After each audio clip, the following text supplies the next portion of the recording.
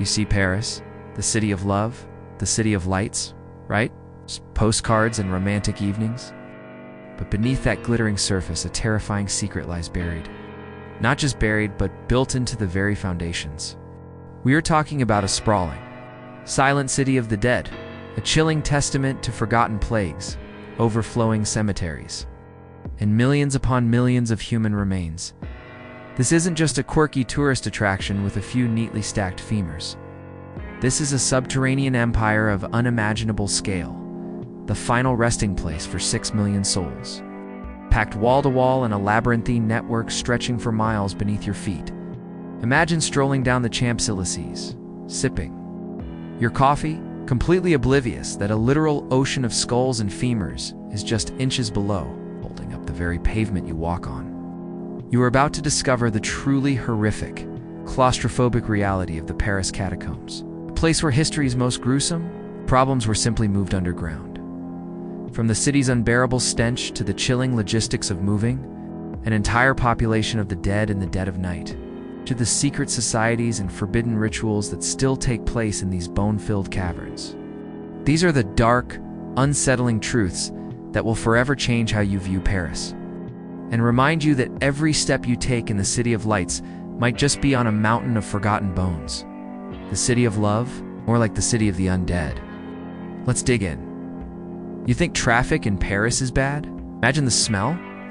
By the late 18th century, Paris was literally suffocating under its own dead. Its cemeteries, centuries old and grossly overcrowded, were a horrific biohazard. We are talking shallow graves piled one on top of another, bodies bursting out of the ground in a pervasive, nauseating stench of decomposition that hung over the entire city like a permanent shroud. The worst offender? Less innocent cemetery? For over 800 years, it had been the final resting place for roughly 2 million Parisians. That's like burying the entire population of Houston in a few city blocks. The ground was so saturated with decaying remains, it became literally toxic. The walls of surrounding buildings would bulge and collapse from the pressure of mass graves. And here's the truly sickening part.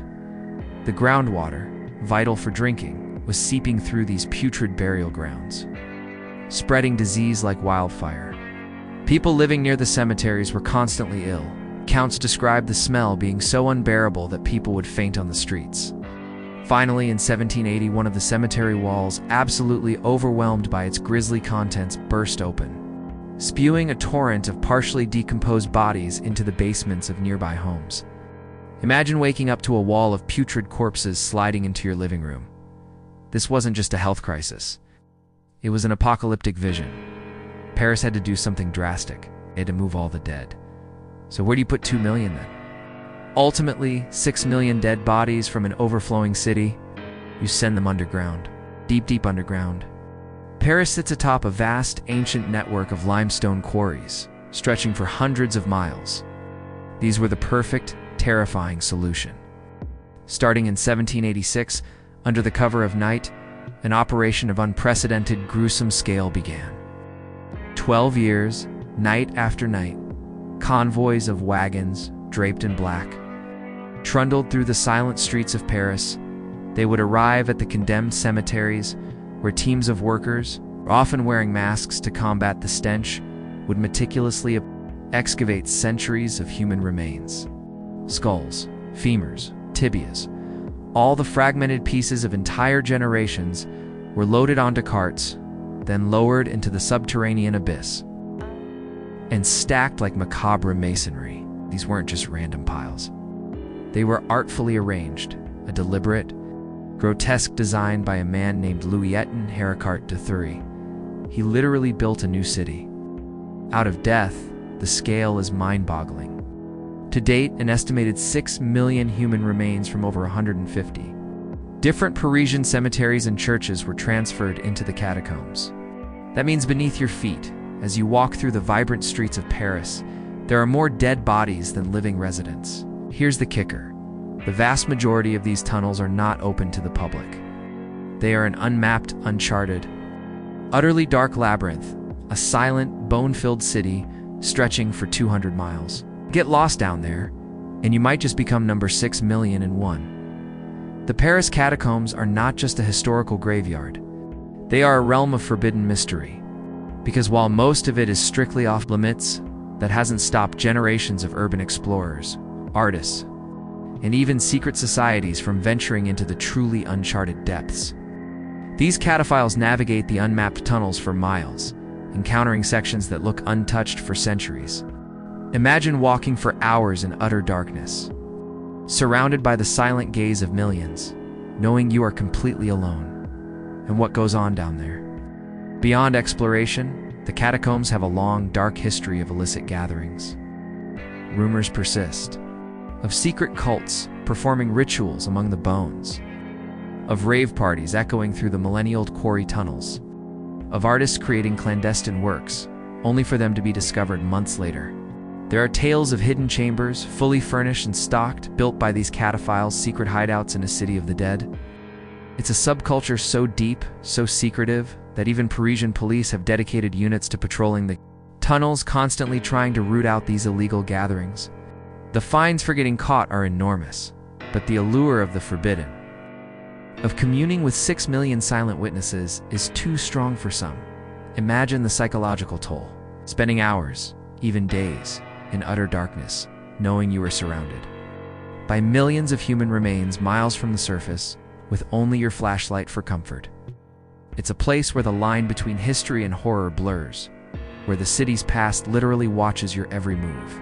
The silence is profound, but you are never truly alone. Venture off the official path in the catacombs, and you face a very real, very terrifying risk: getting utterly and completely lost. These tunnels are a bewildering maze of identical passages, dead ends and confusing intersections with no GPS signal, no light, and no sound from the world above. You could walk for hours, convinced you are heading in the right direction, only to find yourself deeper in the darkness.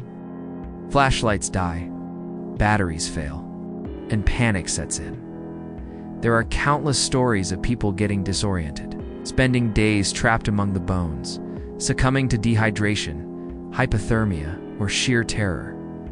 Some have been rescued, shivering and disoriented, just barely clinging to life. Others, they simply vanish, becoming another unmarked addition to the subterranean population.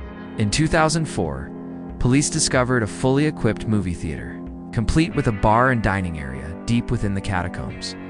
But the truly chilling part is a note left behind saying, "Don't try to find us." The catacombs are not just a place where the dead lie. They are a place where the living can disappear. So the next time you picture romantic Paris, remember the horrific reality beneath its streets. A city built not just on dreams and cobblestones, but on 6 million silent witnesses. On a foundation of bones, it's a reminder that even the most beautiful cities hold the darkest secrets, and that history isn't always pretty. Sometimes it's terrifyingly, overwhelmingly dead.